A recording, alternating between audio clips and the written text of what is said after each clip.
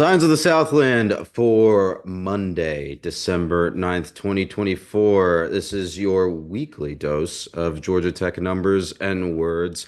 My name is Akshay Easwaran, and joining me on a very dreary, rainy night here in Atlanta, Georgia, are Jack Purdy, Jake Grant, and Maggie Doster. How are you folks doing today? It's episode 250, Akshay. We made it. I guess you It two have done is. the bulk of these episodes, but still, it's 250 season, baby. Jack was just a glimmer in our eyes, when episode one happened. But Episode there you go. one and two, because I think I split it in half once we hit the 2 hour mark. Good God.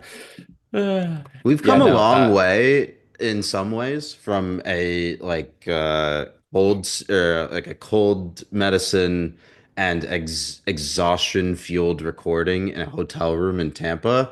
And in a lot of ways, we really have not changed. It's just a cold medicine fueled recording in Atlanta now instead. For But some shoot, people, that's a fun night out on a Friday. uh, God. all right. Well, I don't It's know what to great that do I'm with not that. editing this. Anyway, we've got a lot on News to deck me. today. We got National Signing Day to talk about, transfer portal. It's obviously the end of the football season.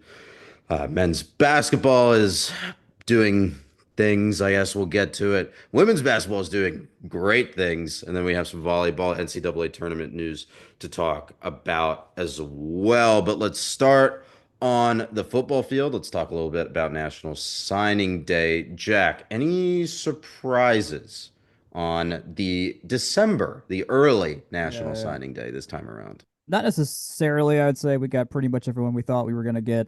Josh Petty, of course, took a little bit extra time compared to the rest. The reason is, though, is that National Signing Day is I think it was like a 2 day span here, started on a Wednesday, ended on Friday.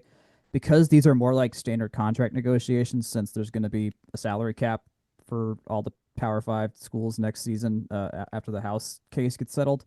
Um, Basically, they're able to negotiate more like there's Tech has money they can give that is coming straight from Georgia Tech, and that plays into contract stuff. So this is a new kind of contract they were signing this go around, and because there was a defined point where they had to have the contract signed by, Josh Petty smartly probably was able to, in all likelihood, was able to take some more time to hammer out details and stuff like that and get what he can out of Tech, which, as any good agent does, that is their job. So, um, probably what was the case there. Don't know for sure, but nonetheless, got Petty, got our 5 star guy, which is absolutely fantastic. Um, Beyond that, I mean, we're still in the top. It's now like officially official in as much of a sense as we've had so far that this is a top 20 national class right now. Um, so we'll see. I know the portal's about to. We'll talk about the portal in a second, but there's some stuff there going on. We'll get some more guys there. We're gonna lose some guys. Have lost some guys. But in general, for the many people that we signed, it was a good day. Yeah, and I think starting to talk a little bit about the portal. I think these kinds of negotiations you're something that you're going to see more often, something that you see a lot in the pros. And before we recorded, we talked about the state of baseball free agency or lack thereof before Kurt Flood came on the scene. And this is basically the The other side. overwhelming opposite Yeah, yeah, of the reserve clause in that scenario. So it's kind of fascinating if you've done like from like a sports history perspective to see going from full owner leverage to full player leverage and yeah, these kinds of things. yeah. It's very strange. Yeah, let's talk about the portal real quick. Two key players to mention leaving Georgia Tech. Eric Singleton Jr. Has visits set up in Athens, in Oxford, Mississippi, and in Auburn, Alabama. That news came out earlier today. And Zach Pyron also leaving as a grad transfer. Those are the two big ones that I saw. Jack, any others that stuck out to you?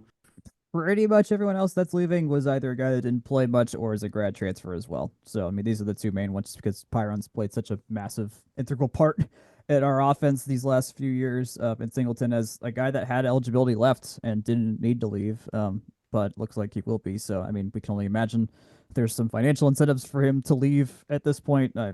I mean, obviously, we have no insight on like what kind of money was he getting from Tech, what we were offering him, and stuff like that. Like, no one, that's all shrouded in the mystery of there's no transparency in college football right now. So, uh, well, hopefully, hopefully he's got better wins ahead of him. That's if he plays for Georgia. I will not. Hopefully he's But got worse ones if he plays for hopefully, them. if he plays there, I will not mind him dropping more footballs. I'll just put it that way. So that's that's right there.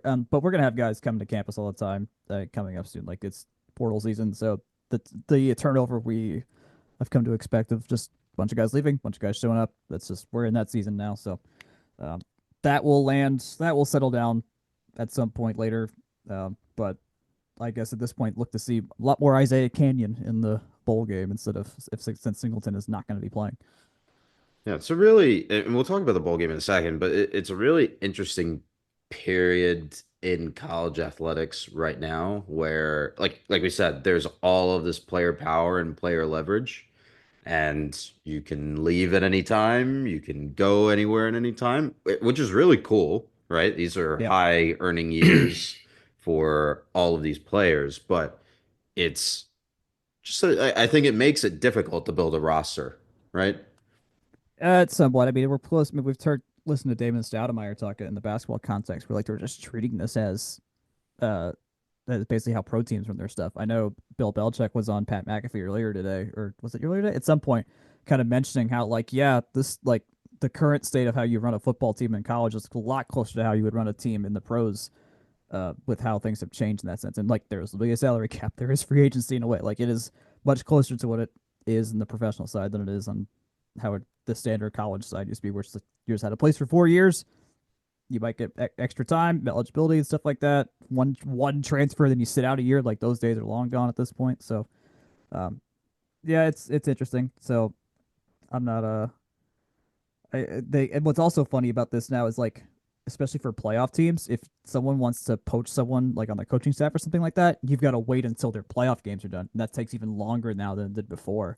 Or if you want to leave your playoff team, you've got to wait even longer because your window to leave is further down the line or something like that, depending on how far you go. So it's a very chaotic month we're about to have of like people want to go somewhere, can't make plans, can make plans. It's if you're not a Tech fan and you're like, I don't know why my team hasn't signed a coach or something like that, there's 18 billion reasons that everyone's still figuring out right now. It's all crazy. Yeah, and I think on top of that, too, Tech has obviously gotten ahead of some of the game here. You got a couple of Yes. signings and new contracts announced in the athletic department. Oh, we haven't Um, mentioned that here. Yeah. yeah, I was thinking of the salary cap guy that was hired off the Bears, whose name I can't remember, and now I can't find on RamblinWreck.com either, which sucks because I think that is a forward facing hire. And you've seen similar hires like that done in other places, right? We saw a lot of discussion at Alabama last summer about their GM hire. The plan with Bill Belichick has been, hey, there's going to be another general manager type figure to handle roster construction hired, which is very funny if you know what Bill Belichick did in New England. But that's besides the point. So there's more and more. I think what you're saying and what David Stoudemire is saying is kind of the model, right? Like you said, it's you're going to see a lot more economic efficiency prioritized, or like that kind of special labor specialization become more valuable, Yep. and siloed off from the head coach in some ways, maybe. So I think we'll see how that develops. But one of the things that you mentioned is bowl season. Tech will be headed to the Birmingham Bowl on the 27th of December at 3:30 p.m. That will be on ESPN. They will be facing Vanderbilt. This is a cowbell trophy game. If you remember that from 2016, back the last time that Georgia Tech played Vanderbilt. Tech has, I think, in the last 13 meetings versus Vanderbilt, they are a combined 12-0-1. They have not lost to Vanderbilt since the 1940s. I think 1941. there's Yep. it's they've really, I mean, Vanderbilt has had a pretty good year. I mean, Diego Pavia beating Alabama, putting the goalposts into the river. pretty fun little ride for them. But I think the consensus on, at least from our side of the Tech fan base, was a little. I mean, I guess there was no consensus really on this game. But Jake, you ran a little bit of a straw poll amongst our crew. What did you find there? Yeah, so I thought it was interesting just kind of seeing how everything I guess has kind of shaken out. In the From the Rumble seat Slack, there's probably about 2 dozen of us, and I got 15 responses internally. And then to kind of develop a bit of a control group, I went for informed, not FTRS people, of which I got about 8. So don't consider this a representative, gigantic sample. But among tech fans, I think you can break down the various factors that go into a bowl selection as follows: date, time, the channel it's being played on, the event surrounding the bowl. Think Tournament of Roses Parade, Rose Bowl. The je ne sais quoi of the Sugar Bowl, things like that. Yeah, I did that French on purpose, so you're welcome. The stadium in the city, the opponent, and those can kind of all be considered together as the main factors there. In terms of From the Rumble seat, I found that our internal writers were pretty high on the channel. It's hard to go wrong with ESPN. Time pretty high as well. Those again, it's a 3:30 p.m. game, afternoon. I'm sure that the travel being to Birmingham factors into that at least a little bit. The date was lower, and then of course the two lowest overall. I think this is unsurprising. Were the bowl event and the stadium city Tech gets sent to, and squarely in the middle was the opponent. It averaged out to, on a 1 to 5 scale among our writers' room, as being a 3.46 average score on 1 to 5 scales there, and the opponent was squarely at a 3.47. So I think I guess the middle of the road is Georgia Tech's playing Vanderbilt. The boo is the Birmingham and Birmingham Bowl specific part of that, but people seem fine-ish with the time, but pretty pleased with, or sorry, fine-ish with the date, but pretty pleased about the time and the channel. And I think that there really wasn't too much of a difference between that and when you factor in the non From the Rumble seat folks in there as well. I think people in general, interestingly, across the board, the average was a little bit higher in terms of average scores there, but that's a smaller sample Yeah. size there as well. I don't know what that says about From the Rumble seat and our mindset in general. Maybe it indicates we're a little bit pessimistic, but I think the A trends little. belie. I think the trends belie the general positiveness with the date and an opponent being right in the middle, and maybe not being so thrilled with Birmingham. Thoughts? Maggie, Does that? yeah, Maggie, where are you at on this? I'm I'm definitely like middle of the road. So I really wanted to go to New York. I really wanted the Mhm. Pittsburgh Bowl Interesting. solely because that works out with my personal New Year's Eve plans. So like, that was just pure selfishness. But like Birmingham's fine. I've never actually been. The Neither fact have I. that it doesn't have like a fun name is a little disappointing Yeah.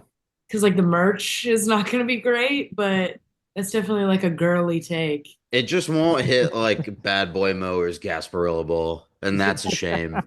Exactly. Well, and I think the the piece there with the merch and the branding is that such an avoidable problem. But I guess the ESPN events maybe are not too too particularly motivated to do much more than get an event on television kind of thing. Not But every bowl game has turned into a meme quite yet, and the Birmingham Bowl does not seem to be high on the list of memeable games, like the Gronk Bowl and the Snoop Dogg Bowl that we're getting. In the So, Mayo Bowl. right, maybe the Mayo Bowl takes is the that and the Pop Tarts Bowl, like the ones now, just like you can get into those. If you could get into a very common household ingredient into your house as your bowl game, you're doing well. I'm Birmingham just is not a disappointed that I common don't get to household see ingredient in your Brent Key pantry. dunked in mayo.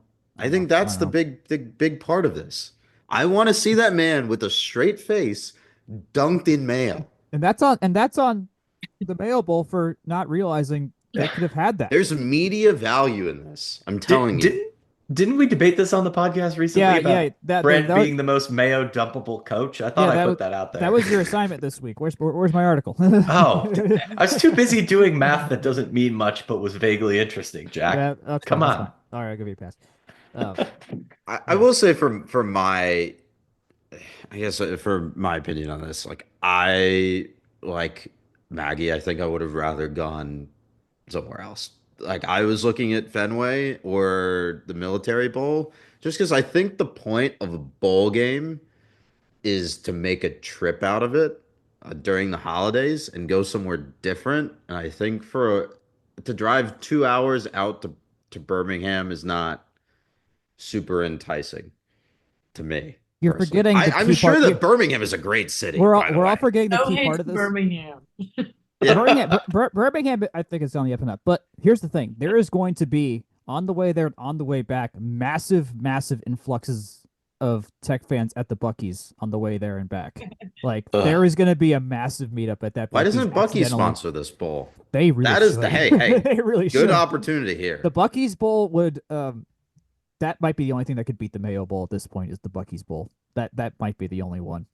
Yeah, but I think to go back to sort of the community vibe on this too, there was a poll on from the rumbleseat.com under the announcement post for the bowl game. 150 votes in total, so a slightly larger sample size as well. But the results kind of agree with what our straw poll saw too. 42% of respondents said, I like the date and time and opponent, but find the bowl and city less exciting. And again, I don't think this is anything against Birmingham. Also, I have to keep stopping myself from saying Birmingham, and that hurts my What? brain. It's You're not soccer even brain British, is terminal. dude. Soccer brain is terminal. Anyway, Fair. Birmingham.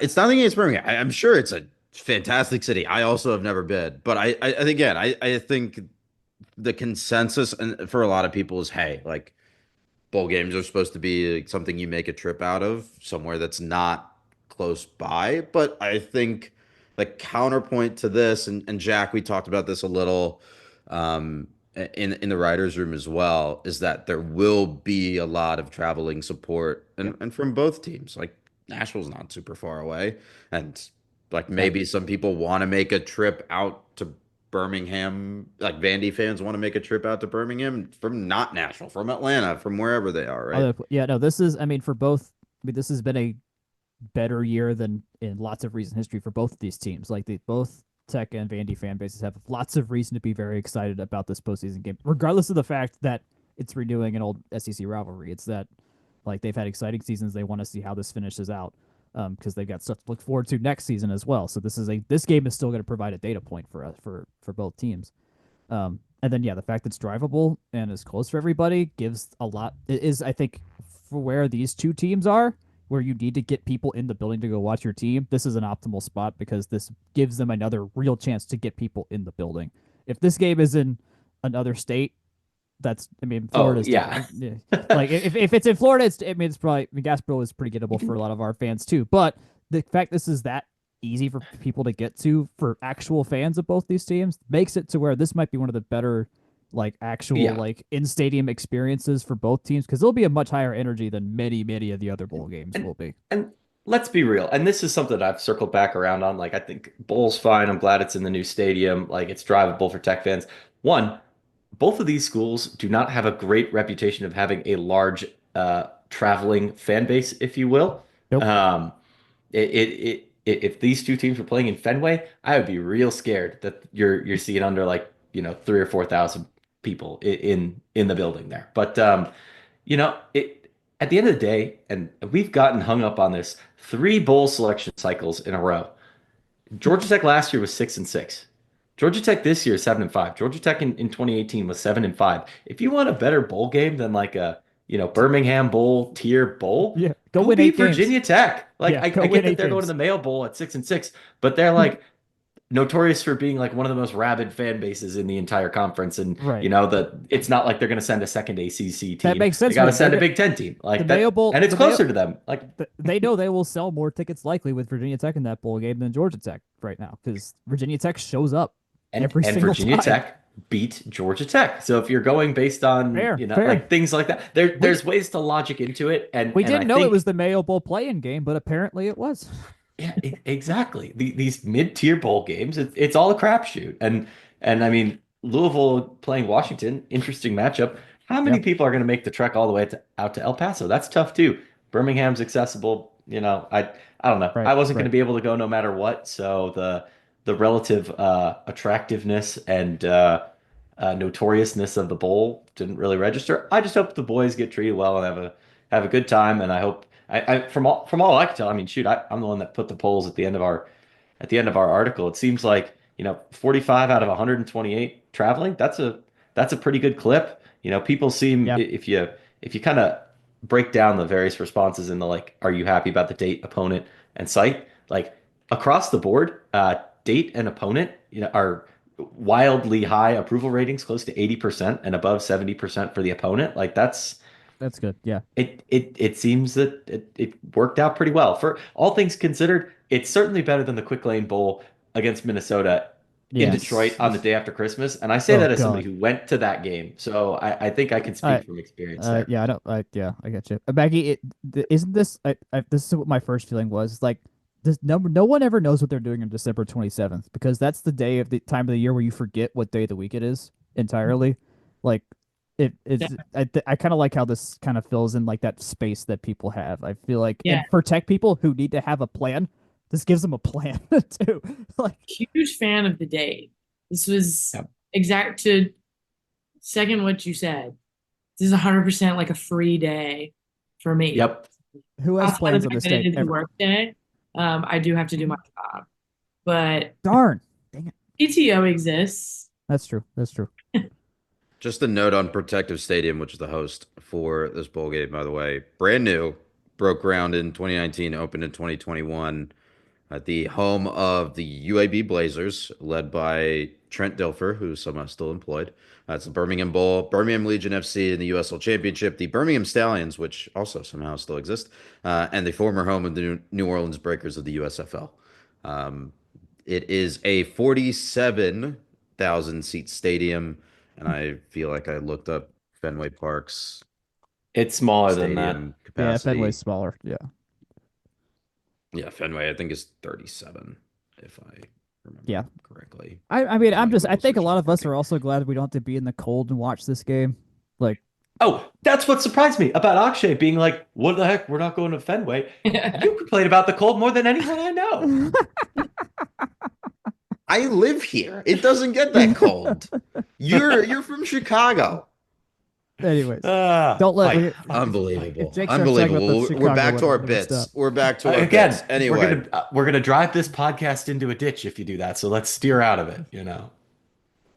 let's steer out of it. Again, that is the Birmingham Bowl versus Vanderbilt coming up next for Georgia Tech. That is the 27th of December at 3:30 p.m. on ESPN. This is the battle for the Cowbell Trophy, or the a real unnamed cowbell. Cowbell Trophy, It's a real- I that- guess. it's- It is indeed a real silver cowbell that I think you can see if you get access to the, I guess their Edge building doesn't exist. Yeah, anymore. I the don't know. room where all the You'll trophies figure it are- out. The room where all the trophies are no longer exists. So we'll see. They have laid foundation for the new building though, so we're getting closer. There is that, but you can still see the scoreboard and the field straight through the opening. So Yes. I don't know. Maybe don't tell the athletic department that before next season. Let's talk about men's basketball very, very quickly. A 2-loss week for them to 2 top 20 teams, a 76-61 loss to Oklahoma in the SEC ACC championship, and then a 68-65 loss to number 20 UNC. They had a lead at halftime, I think, in both of these games. And Not the UNC game, I don't think, but I think they trailed by one in it was Chapel close. It was Hill. it was close nonetheless. Like it was close. ugly, especially that Oklahoma one, which I seemed like they were doing pretty well in that first half, and then it all kind of unraveled second half. That one was weird. Yeah, I watched that first half. I forgot why I didn't catch the second half. But yeah, it was we looked like the energy was there. The rebounding was pretty good. Duncan Powell was making plays. Like that was like I am perceiving Duncan Powell for a little bit here.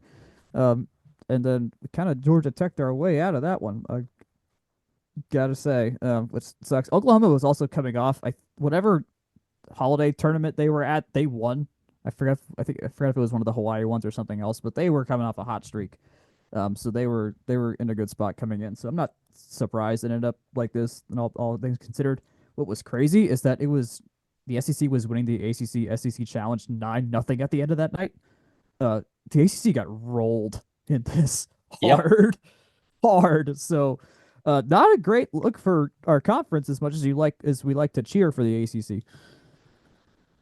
Auburn was, or not Auburn, sorry. That was Oklahoma coming off the battle for Atlantis, which included a win over Arizona and then 2 other P5 wins. I have no idea why I thought of Auburn. I guess I have Bruce Pearl in the brain. UNC has just been, for a top 20 team, has been kind of stinky. They did not play like the 20th. I don't know another way to describe it. Jake, I know you watched this game, but they did not seem to play like the 20th best team in the country in this game. No, they played like Georgia Tech. Oh my God. I don't like that. That makes me feel icky. It is the first men's basketball game at the Dean Dome I have seen in which Tech was significantly behind the home team in fouls called against in the second half, which is something that we complain about, and we always hedge it with "I don't want to complain about the refs," and then immediately go into complaining about that. But Tech was in the double bonus early. Free throws kind of problematic. I don't know. It just looked like Tech. I don't even know if it was ran out of gas, but I don't know. There's just something missing, guys. Like the defense wasn't necessarily that bad. The rebounding visually didn't seem that bad, but it didn't seem like things were clicking either. I do want to give Lance Terry his flowers, though. He was looking pretty good there for big stretches of that game. I think part of the narrative around the team has been that Dango has been a little bit off, but not perfect, but some getting some action in there. But you got to make the low percentage shots. Some of that's randomness, some of that's not. But I think that. I don't know. I think maybe we got in front of our skis a little bit when we saw Rothstein name Tech a sleeper team in the ACC. I don't know if that's necessarily something I believe in as strongly now, but if you want, I can transition us to a team that is not a sleeper team and it is, in fact, quite awake, unless you'd like to dwell more on men's basketball. I'll note go ahead, Jack. I'll note one thing. It has been very nice to see Lance Terry play basketball. Yes. Tech. That has been... I missed that last year. I was talking with Jackson Caudell earlier this week, and I was mentioning, like, if we had Lance last year, we might win like 5 more games, honestly. Like, that dude is a stabilizing force for us in a lot of ways, even if it's not showing in the record as much and the consistency. Without him, this is way worse. So I am very grateful that we have him. But I did have a double-double in this North Carolina game. He went for 19 and 12. And we did force 18 turnovers. Like, there's a reason North Carolina was not good in this game, and they were some giving some away. We are obviously forcing some there, so there were some ingredients to make a good team, but we are not quite chefs in the kitchen in this regard quite yet. I've never seen a Georgia Tech men's basketball team playing an ACC opponent and have fewer turnovers than them. It's really impressive. I think this is first time in a long time, at least. It's very the offense doesn't seem to be necessarily the problem either there. No, so let's get the defense up and maybe things come along. This is a team that's grown as the season has gone on for what, 4 or 5 seasons in a row. They just kind of peak late. Might be worth considering. Yeah, I think that's fair. No, the offense is good. Jaden Mustaph's also seems to be getting better each game as well. So I think the more minutes for him will be good. So yeah, it'll be interesting. We got, who do we play next? I put it on here, didn't I? Northwestern. That's right. In the Bucks building at Fiserv Forum in Milwaukee on the 15th of December. I can confirm that his game is on the Big Ten Network. So if you have that, that's where that game will be. I think that's on Hulu and YouTube TV. I don't know. I'm gonna have to figure that out. Yeah, that's a tough one. That is a tough one. Let's take a quick break, and when we come back, we'll talk about women's basketball. We'll talk about volleyball. Talk about all sorts of stuff back in a tick. Yeah, as always, this podcast is brought to you by Section 103. Section 103 is the best place to find Georgia Tech apparel. As noted on our last podcast, there's new merch. Felice Bobby Dodd is back. We do have, or they do have, I say we, it's Stephen and the gang over there, do have new long sleeve t-shirts, new sizes. Get that in the heathery blue or the gold. Surely the star of all holiday sweater themed parties. I'm not going to call it an ugly sweater because it's beautiful. We love Felice Bobby Dodd and excited it's back for another year. And of course, new Coach hoodie in a darker gray. He as Stephen notes on the site, Coach Brad Key mixes in a darker gray short sleeve hoodie. So you can as well. I can confirm that those are quite comfortable. And as always, free shipping on orders over $80. Use code FTRS, 10% off. Tell them we sent you. We do appreciate you letting them know that. And yeah, check them out on social medias for sales, flash sales, new products, things like that. Very engaged. Section 103 on Twitter. And you can, of course, always find them at section103.com. Everyone, back to the show. Welcome back. Let's talk about the number 25 women's basketball team at Georgia Tech. They had a 2-win week, a 78-75 win versus Mississippi State, and a 78-42 win at Mercer. They are the final undefeated team in the Atlantic Coast Conference and one of only 10 left in the nation. This is the first time they have been ranked since 21-22, which was the end of the Kubai, Latanen, Hermosa, Sarah Bates era. They were as high as 11 that year. Maggie, you were on hand for the victory over Mississippi State. Give us some sights, some sounds, some vibes. What do you see? So the stadium was empty. That was the first tough vibe that I saw. And we shot really, really badly. But for good vibes. So this is a really down. That's a great start. I wanted to start with that because they turned it around so well. I'm really, really, really proud of these women for the way that they kept their composure and were capable of winning this game despite such a poor shooting performance. I mean, they shot like 31% from the field or 38% or something like that. And Mississippi State shot over 50%. So and in almost every category outside of turnovers, they beat us essentially. And we were still able to win this game. And that speaks a lot to like what I think this team is capable of, if that makes sense. Yeah. So yeah, to your point, Mississippi State shot 71% in the second quarter. We shot 40% in the second quarter. And we were still at halftime only down 5. Mm-hmm. Yeah. I mean, like you said, 54% field goal percentage for Mississippi State. They were 41% from 3, 38 rebounds, but 17 turnovers. 17 turnovers to Georgia Tech 6, and that's probably what cost them this game. We made all of our free throws. It was only 6. They missed 2 of theirs, which in a 3-point game, that is we talked about we got to make our free throws, and look at them doing it. Even if it's just 6 of them. And I think an important way to characterize Tech's shooting, and granted, I was scoreboard watching in the first half, but actually getting to consume the audio and the visual in the second half. Scoreboard watching, very frustrating to see miss, defensive weirdness, block, foul, all that stuff. So maybe that adds to a little bit of the angst I was feeling about our shooting performance in the first half. Danny Carnegie off the bench in the fourth was lights out. When Tech needed an answer, I mean, I don't want to say it was a single-handed effort because it definitely felt. Maggie, was it a single-handed effort by Danny Carnegie in the fourth quarter? I'm not gonna say yes, and I'm not gonna say no. Okay, fair. I mean, it's not a denial. It's not a denial. She didn't say no. I mean, to be fair, she was 2 of 10 from 3. Like obviously, that stuff wasn't sinking until it had to there, and she only made 5 shots in the entire game. But plus 9, like the best of anyone on our team too. So yeah, I think Tech played about as dire of a game as they could against a pretty good team in several facets and wound up with a win anyways, which I think speaks to a raised floor. That's kind of the takeaway I've had from it, at least my big takeaway has been, you know what, like maybe they have an off night, but I feel like in past years we've seen them have an off night and it's like, oh no, like Yeah. that was bleak kind of thing.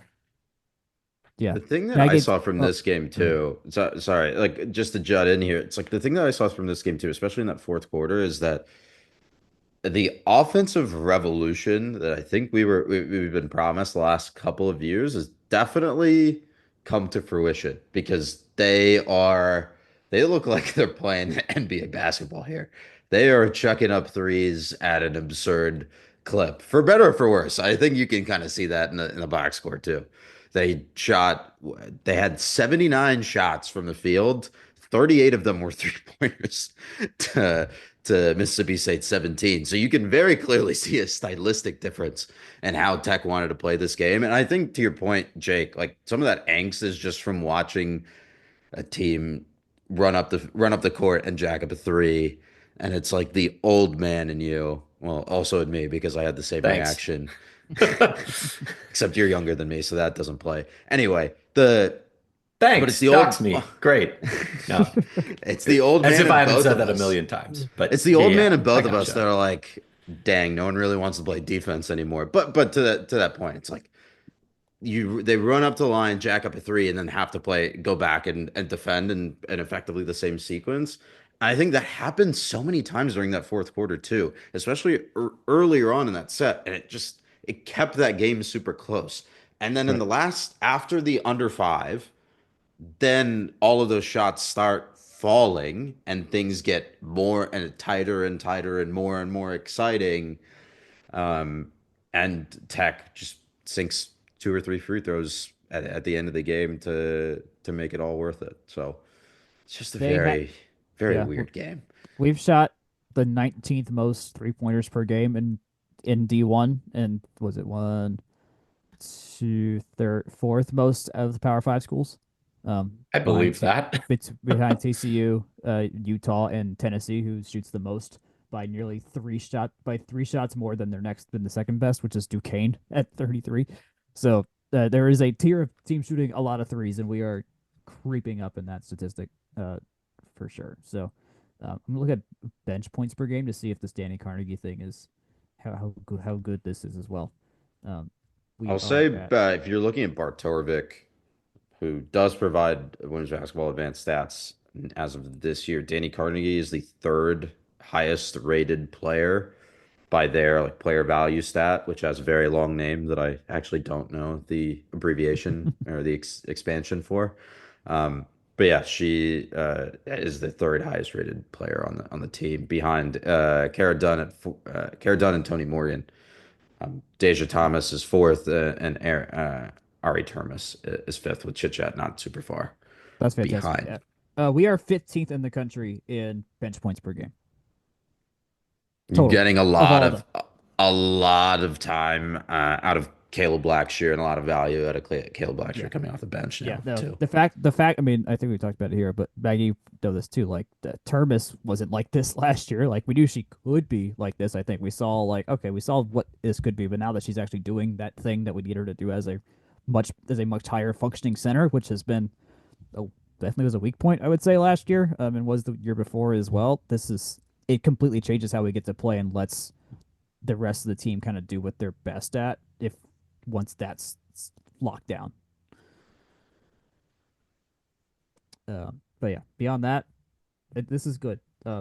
They score like crazy, which is still not normal for me to see, considering the team that I fell in love with at Georgia Tech did the opposite of scoring. It was not let other teams score. That was the plan, and it worked a lot of the time. Now the The plan, quest for 40, the quest for yes, 40 is gone. Now it's the quest for 80. and we're getting there with ease. Like, we were on track to, like, we beat Mercer 78-42. We were on track to win like 84-41 throughout that And game, it and we was actually easy. and we held They were pace. scoring points for fun.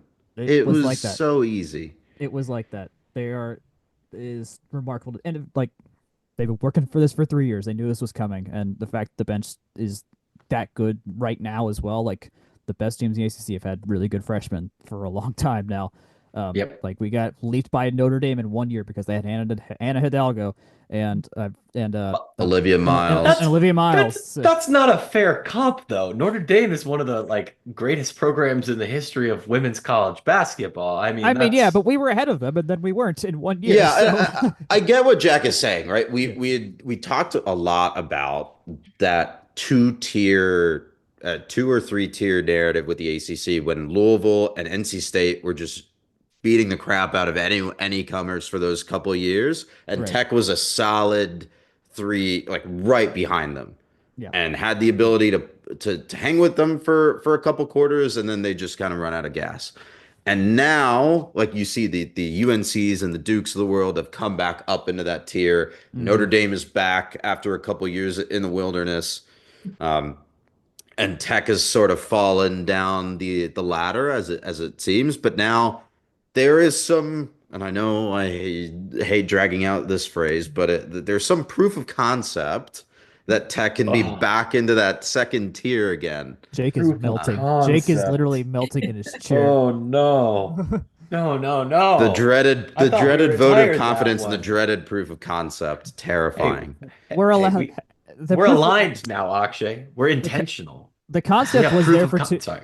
The concept was there for 2 years, and there was some proof, but now the proof's really here. Yes. Maggie, do you have any last thoughts from the Mississippi State game in general? Because for us, this was the barometer game of like, is this real? And if they won like that, that feels real. Yeah, to me. I agree. Yeah, I'm just excited I haven't been excited to see them play. Like coming off of last year, I was kind of like, how's this gonna go? And now I'm really excited every time I get to go to a game. Like I have people telling me that they want to come with me when I go.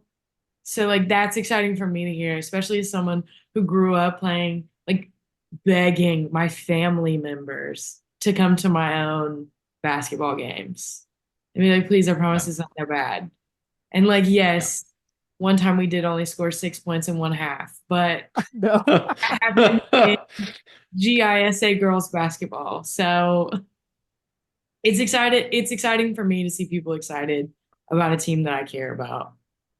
Well, and I think that's the most powerful thing about the word of mouth part of it, because I feel like when this team was peaking real hard that first Nell Fortner year, and even into the old beats UConn, somehow Paige Beckers is still playing hoops, all that good stuff. But like the discourse was so high there, and then it just like it just receded like air out of the balloon, and it's back. It shows that people really, I think people are really interested in just seeing winners, and winners win, right? And that gets people in the building. That's the best way to build a brand and discourse. And I don't know, you got to take advantage of it where you can. And I mean, shoot, like I'm like, when's the next one? I need to see a dub. Like, let's go. Before we get there, this was I looked up the scoring offense because I was curious now. We're 34th in the country at 80.2 points per game. The team ahead of us is the UConn Huskies at 80.4 points per game, and the team ahead of them is the South Carolina Gamecocks at 80.6 points per game. Oh, good company. Yeah. LSU, Florida State, Tennessee, Oklahoma leading the country in scoring offense. We do have to play Florida State, who is scoring 94.2 points per game right now. Scoring has come to women's basketball. This is good. It is good, and I think it's something that as the year progresses, I'm hopeful with just how young the team is that it's something that gets more consistent. And dare I say, with the top ranked, and I know rankings polls inefficient and not always accurate, but Notre Dame at the top of the conference at 8 and Duke at 9 kind of seems to imply to me that people don't know what to think of the ACC yet. We're very used to having a team that is a juggernaut, right? I don't know. I think perhaps there's some this openings may not be to be had, if you will. Yeah, I don't think this will be necessarily juggernauty, but at this point, we can't. The floor for us is we beat Oregon. We already won a game against a ranked team. Granted, early season rankings. We got to beat one of these Notre Dame, UNC's, Duke's, Louisville's in for real. Yeah, you got to be home, competitive in tier 2. We've right? got to get we have to. We don't need to win all these games. I don't think we will win all these games. There's so many of them, but we have to get some of these and get into that like 5 to 8 range in the tournament, in the ACC tournament when it comes time. Can I bounce a goal off of you guys? Yeah. I want some thoughts. That's generally how a lot of them are scored. So yes, I want to set a reasonable goal. 4th seed in the tourney, double bye. I think this team could do that. I think they can. It's a bit of a stretch. It's a bit of a stretch. Would require some things breaking our way and some growth. But thoughts? Manageable? I would shoot. More reasonable feels like 6 seed to me. Okay. Well, let's think about this. We have not said the other really good team in the room, and that is Stanford. Yeah, you forget that Stanford and Cal and SMU are in this conference now. You forget that Stanford isn't ranked. Oh, it's a good point. They are. Stanford's 23. They're 20. Torvik, they're Yeah. numbers wise, that's right, they're a they don't- stone's throw from Georgia Tech. I There's didn't no say more this was Cameron like Brink. the That's expectation. true. I just said They it was don't a have Brinks. goal. They don't have Brinks. This is true. I like the goal. I like the optimism, and I think that we should There have we go. in this group of people because we are clearly tilting towards pessimistic based on our Emotional statistics that we hedging. give. Emotional hedging I get is it. I really get it, but I feel like hope is back at Georgia Tech, and I'm into Yeah. it. Lean in. Yeah, I'm with Yeah. you. Yeah, I'm with might you. as well. It Danger. might leave again. So let's cherish it while we have it, boys. I'll put it this way: we won only 7 conference games last year. We need to get to 10. that I think is a reasonable expectation. That I will. I'm 10 in also on. 10 is not winning in the conference. Let me change this. We need to have a winning conference record, which I 10 will say to Jake's point and Jake and Maggie's point. I will say that the Torvik projections have us at 22-8 overall, 11-7 in conference. Okay, that would have put us last year 1, 2, 3, 4, 5. So that would have put us 6th. Both Duke and North Carolina finished 11-7 last year. Oh. Yeah. 6 seed, Well, baby. And if you flip a coin enough times, maybe you get some luck, pull out a 12th win, maybe a 13th, and boom, now you're right. playing You're right. one less game to get to a title or something like that. And we've That got run in, by the way, that run in at the end of the season is no joke. If you have the Torvik page Mhm. pulled up, NC Yep. State, Florida State, Cal, and Stanford. And yes, we kind of hedged on Stanford being only 23rd, but Cal is right there at 32. Florida State's at 20. We talked about their scoring offense, and NC State's at 16. So that is those are the last 4 fixtures of the schedule. And Georgia Tech's highest volume offensive player is their 6th woman coming off the bench, and they're yet to post a game score under 90. I think we're playing with something here. I don't know. But we're talking in circles too. I didn't. Yeah, we are. I didn't intend to do that, but Let's wrap it up. Let's wrap it up here a little bit before we move on. Next game is Wednesday on the 11th versus Louisiana Monroe. That's a 1 p.m. tip for I don't some know reason. why. If this is the final day of finals, like final full day of finals at Tech, I hope students go to this game because like that's who can make this game is the students on campus. So, or maybe kindergarten families too, I guess as well. And then the big test, I guess the second or third big test of the year is Sunday at number 14 UNC. That's a 2 p.m. tip. Sneaking right over the corner, by the way. After next week game versus Rice is a fixture versus Nebraska is number 33 in the Torvik ratings, which I think that's the last game of the calendar year, or second to last game of the calendar year versus a game versus Pitt.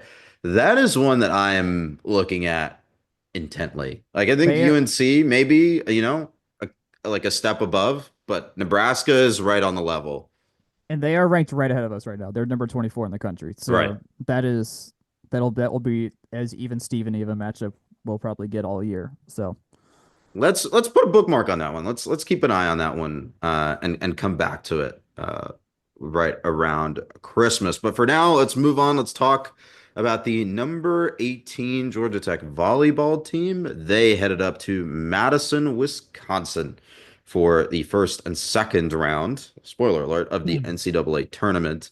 A 3-2 victory over Tennessee in a very, very tight, just kind of NCAA volleyball kind of game. And a similarly thrilling game versus in the second round versus Wisconsin, the host and the 2 seed, but a 3-1 loss. It's Tech's fifth straight appearance in the NCAA tournament. I think the fifth straight time that they have won at least one game in the NCAA tournament. The Tennessee game was the fifth in a slate of 4 straight matches in which Tech just kind of won, was a coin flip and a half chance right at the end there, and the coin just decided to flip their way versus Tennessee, and then just couldn't get the same set of breaks versus Wisconsin. Obviously, I think we've chatted here and there about Tech really struggling versus physical, really big, tall teams.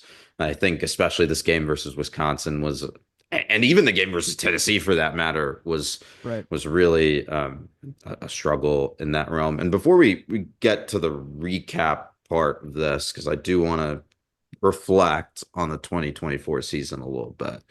But Jack, I know we talked a little bit about what that, like, the season kind of meant for this team and like some of the key takeaways. Anything that stuck out to you?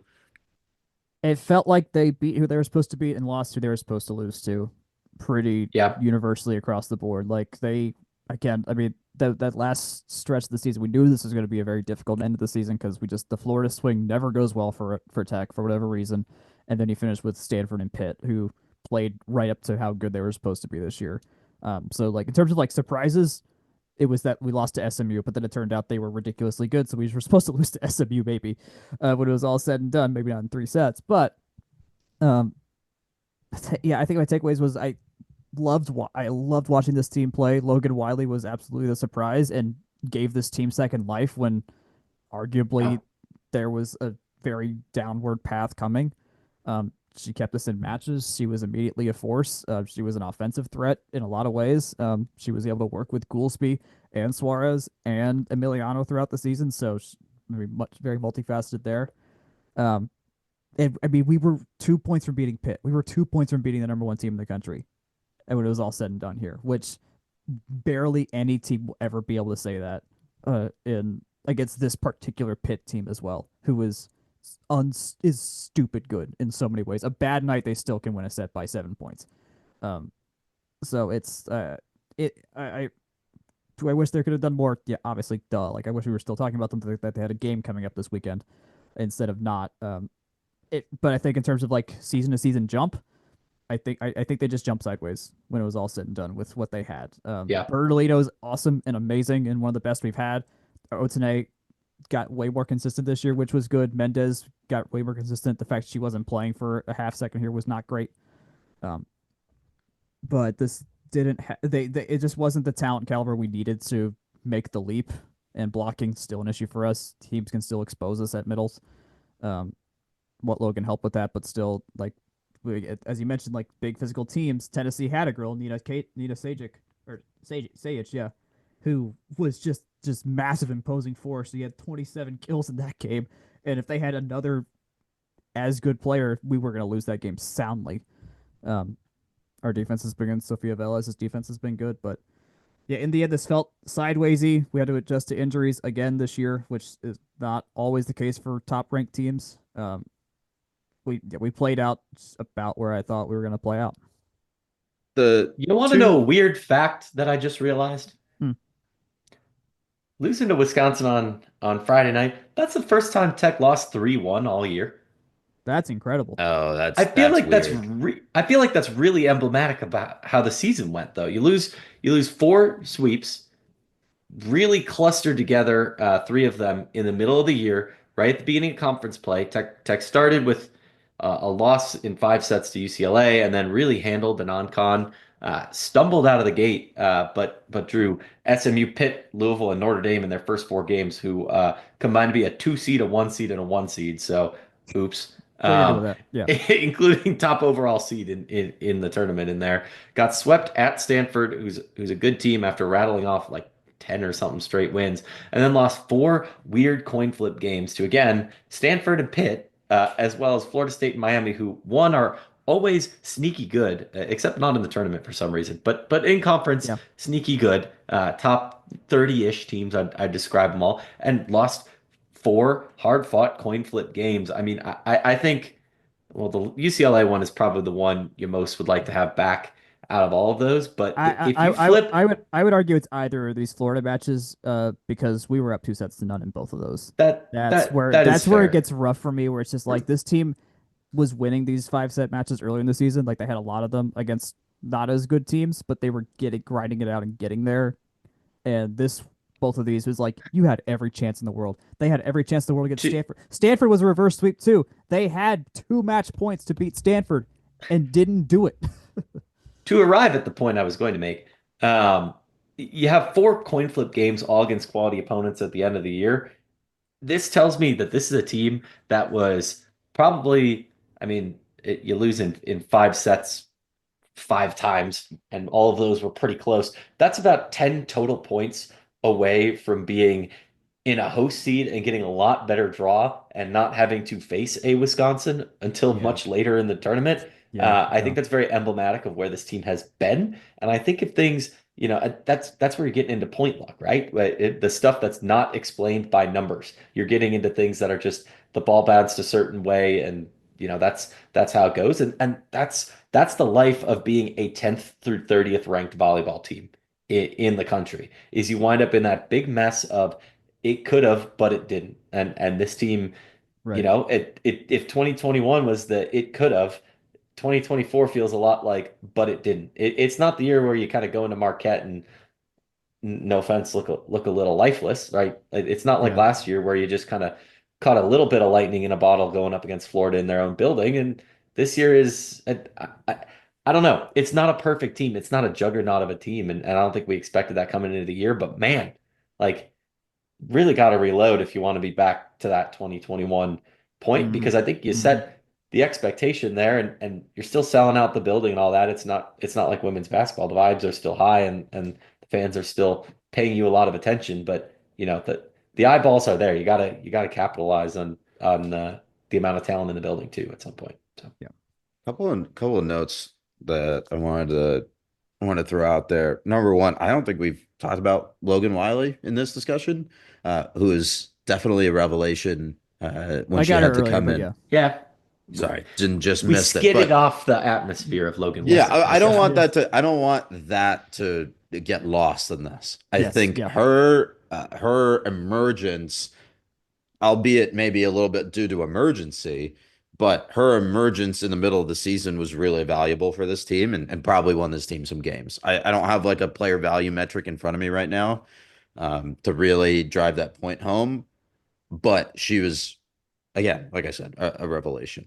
I think, Jack, to your point, and kind of combining both of your points, it felt like a lot of these games this year were just a slog. Like, not really.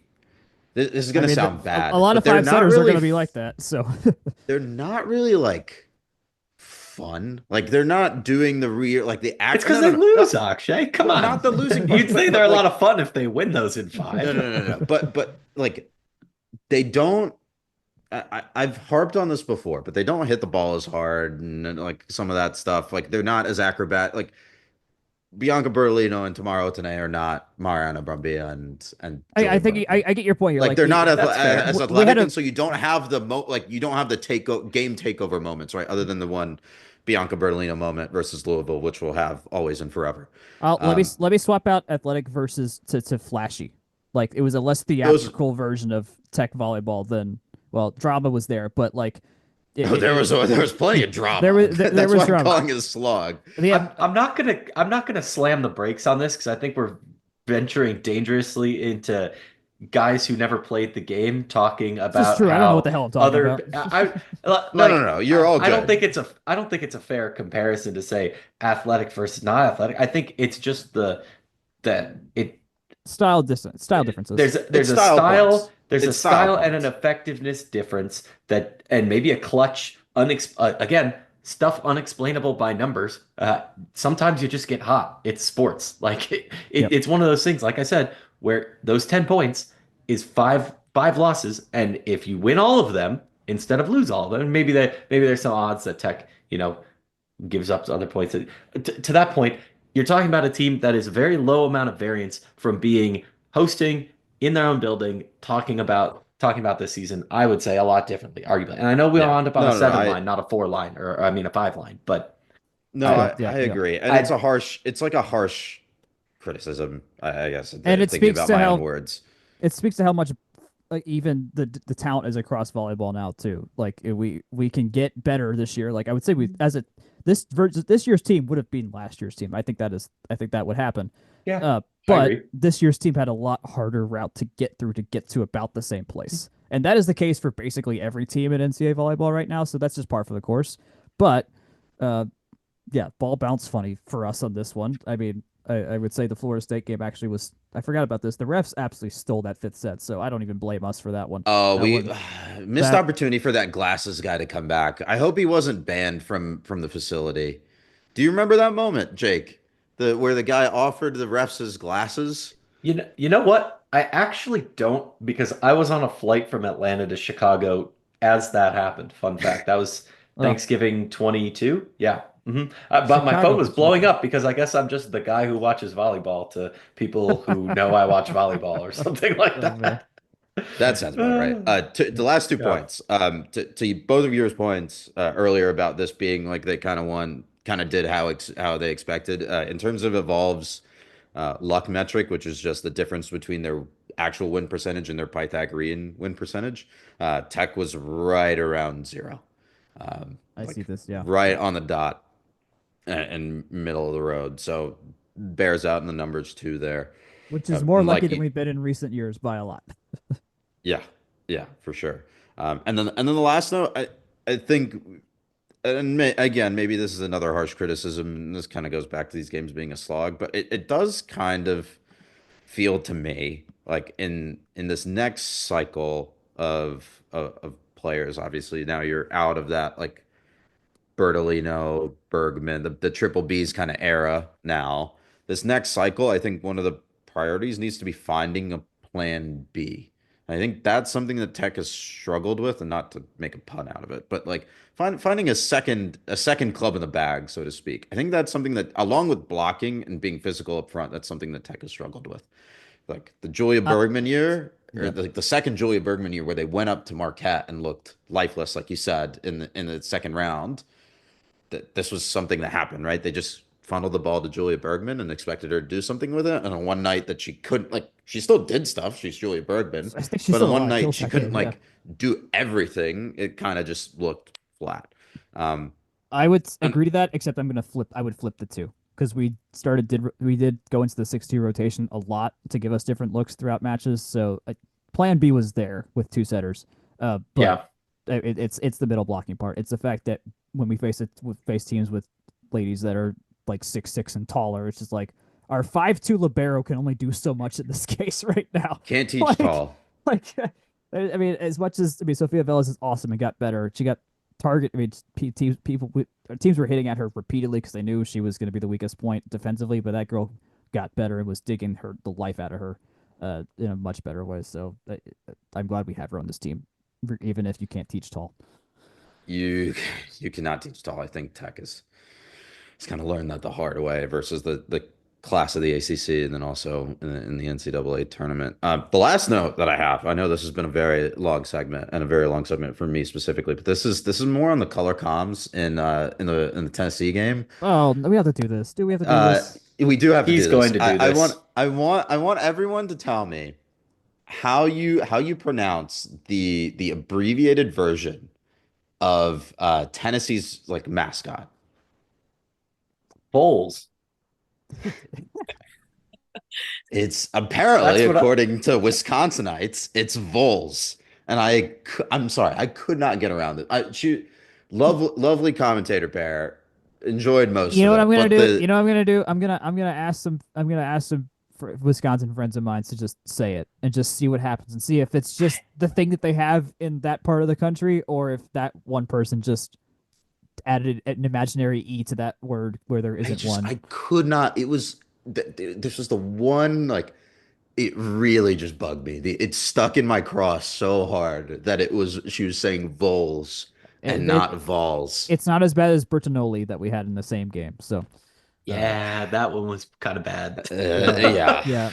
Yeah. I can forgive team name badness, but player names is a little dicier there, I guess. Anything else to talk about volleyball wise before we head out, Jack? We forgot to mention who all was leaving this team and that this was the final game for. That is DeAndre Pierce, starting middle blocker, gone. Bianca Bertolino, best player we've had in these last couple of years, gone. Luana Emiliano, our graduate setter, gone. Tamara Otene, who had a fantastic time here, like obviously one of the best we've had, gone. Ashton Goolsby, third string setter, gone. Laura Fisher, backup right side, gone. Leah Harper, backup right side, gone. That is 1, 2, 3, 4 starters gone. Both of your main pin hitters and your setter. That is basically all of the production you have to replace. Like we're still gonna have Liv Mugridge, still gonna have Larissa Mendez in the middle, still gonna have Logan Wiley. But that is a lot of very important people you got to replace right here. We played well with the replacement with changing out liberos from Paula Pimentel to Sofia Velez, which was great. But this is a much more wholesale change, and the people who I expect we have some people who are going to probably take over these spots. Laura Martinez Casas is probably going to be one of them. We might start seeing Zoe Winford next year for all we know. But the outside hitters are not really on the team right now that would take their places. So I couldn't even tell you who's going to be on this team next year that's going to be scoring the points for us. So that'll be an interesting thing to figure out next year. I imagine I will try to talk to Kali at some point to see if this means reload to still win 20 games again next year or kind of dip back into the rebuild phase and win maybe 15 to 18 or something like that. I don't know. I can't wait for our annual summer volleyball roster construction episode. Yes.